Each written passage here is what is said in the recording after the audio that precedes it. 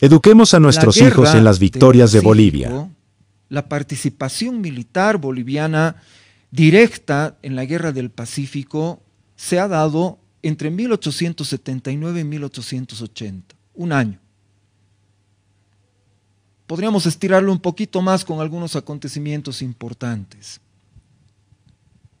pero ha sido un año. La guerra de independencia de nuestro país, la guerra de independencia de nuestro país ha durado 16 años. En el colegio y en las escuelas, también en las universidades, cuando se habla del tema de la Guerra del Pacífico, se insumen 5 clases, a veces más.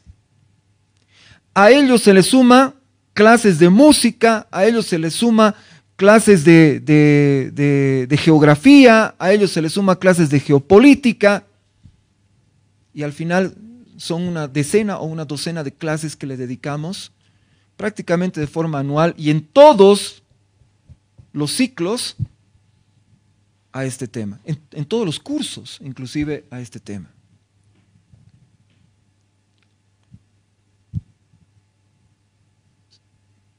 ¿Cómo es posible que le dediquemos tanto tiempo y esfuerzo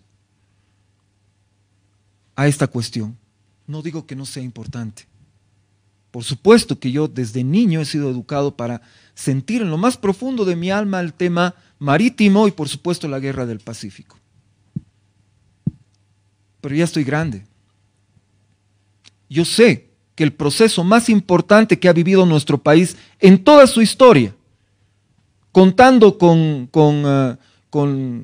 las guerras de la Confederación, contando con la guerra civil entre el norte y el sur en el cambio del siglo XIX y al siglo XX, contando con la guerra del Chaco, contando con la revolución del 52 y así. El proceso más importante que ha vivido nuestro país ha sido nuestra guerra de independencia. Y a la guerra de independencia le dedicamos una clase. Una contra 10 que le dedicamos a la Guerra del Pacífico. Entonces, para madurar como país tenemos que darnos cuenta de que la Guerra del Pacífico no es lo más importante que le ha pasado a nuestro país en su historia. Ha habido muchas otras cosas mucho más importantes que la Guerra del Pacífico. ¿Hemos perdido la Guerra del Pacífico? Sí, todos los países han perdido guerras, sin excepción. Todos han perdido. Pero ningún país eleva a la categoría de doctrina nacional el cultivar el conocimiento, y no solamente el conocimiento, sino el sentimiento alrededor de una derrota, en lugar de dedicar su tiempo a cultivar el conocimiento y el sentimiento sobre las victorias de nuestra patria, que las ha tenido muchas y mucho más importantes que la Guerra del Pacífico. Mucho más importantes. La existencia de nuestro país se debe a procesos y conflictos nacionales e internacionales que son más importantes que la Guerra del Pacífico.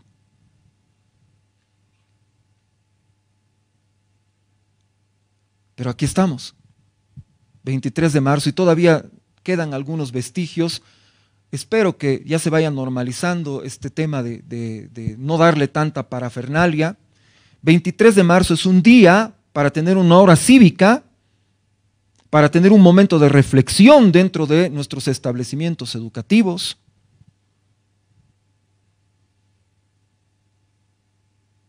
Pero no para celebrar. Jamás para celebrar. Eduardo Abaroa, y hoy recordamos a Eduardo Abaroa, por alguna razón que no me llego a explicar, este se ha convertido en el Día del Mar, ya lo ha dicho mi amigo Maurice Cazorla. Calama queda lejísimos del mar, y hoy se recuerda el combate de Calama. Calama queda lejos del mar. ¿Cómo es que se ha vuelto el Día del Mar el 23 de marzo? No tengo forma de poder explicarlo de una forma razonable, pero este día de 23 de marzo, que recordamos el sacrificio de Eduardo Abaroa y de otros compatriotas en el combate, en la defensa cívica de Calama, debe ser recordada como un momento que le brindamos a mártires, no a héroes. Eduardo Abaroa tuvo un comportamiento heroico, pero es un mártir.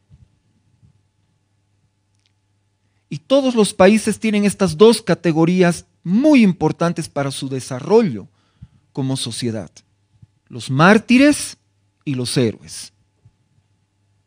Y todos los países conocen la diferencia entre mártires y héroes. ¿Cuál es la diferencia entre mártir y héroe?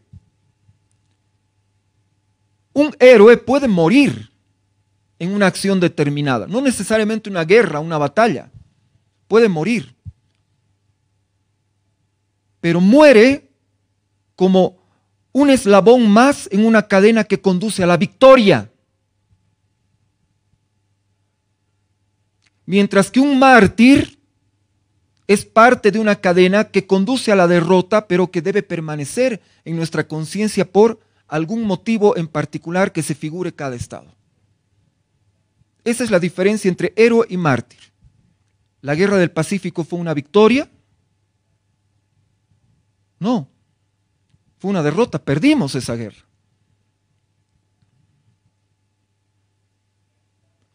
Eduardo Abaroa nos ayuda a recordar que hay momentos en los cuales el sacrificio supremo es parte de lo que construye nuestra bolivianidad. Aunque no exista un fin positivo, una victoria. Eduardo Abaroa se sintió boliviano hasta el último momento y decidió ofrendar su vida voluntariamente por este país, por esta tierra que era su tierra. Es un mártir.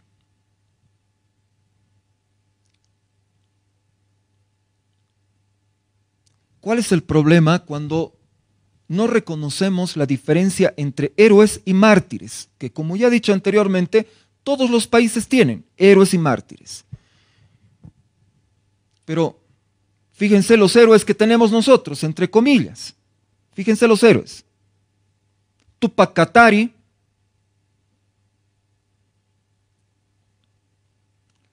Max Paredes, Eduardo Abaroa,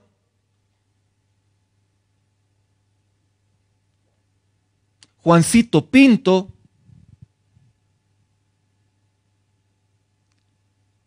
¿me están siguiendo? Por eso es que tenemos un monumento delante del obelisco, algunos pasos de aquí, con un tipo que está tirado con la cabeza en el barro, y en la plaqueta decía, porque ya no dice, alguien se la robó, la plaqueta, soldado victorioso. No sabemos como sociedad reconocer cuál es la derrota y cuál es la victoria. Y nos parece ese hombre que está tirado con la cabeza en el barro, nos parece heroico. Porque no sabemos distinguir entre un héroe y un mártir.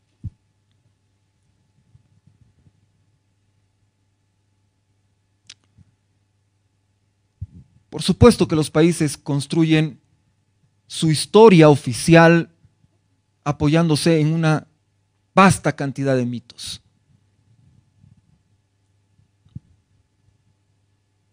Pero normalmente son mitos de victoria. Cuando uno ve, por ejemplo, al ejército chileno, ya que estamos hablando de la guerra del Pacífico, entonces es lógico que hablemos del ejército chileno. Ellos tienen su grito de guerra, ¿no? Así como acá se dice subordinación y constancia y se contesta ¡Viva Bolivia!